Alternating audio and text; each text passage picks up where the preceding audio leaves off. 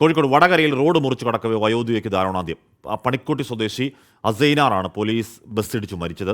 അസൈനാർ ഉൾപ്പെടെ 4 പേരാണ് ഇന്ന് സംസ്ഥാനത്ത് വിവിധയിടങ്ങളിലുണ്ടായ വാഹനാപകടങ്ങളിൽ മരിച്ചത്.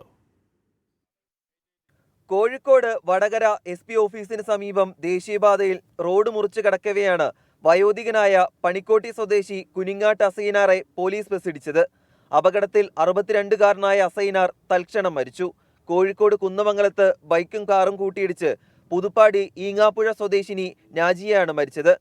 പാലക്കാട് കൂനത്തറയിൽ ലോറിയും ബൈക്കും കൂട്ടിയിടിച്ച് കീഴൂർ റോഡ് സ്വദേശിയായ അഫ്സലിനും ജീവൻ നഷ്ടമായി. തൃശൂർ എരുമപ്പെട്ടിയിൽ ഇരുചക്ര വാഹനങ്ങൾ കൂട്ടിയിടിച്ചുണ്ടായ അപകടത്തിൽ മരണം 2ആയി.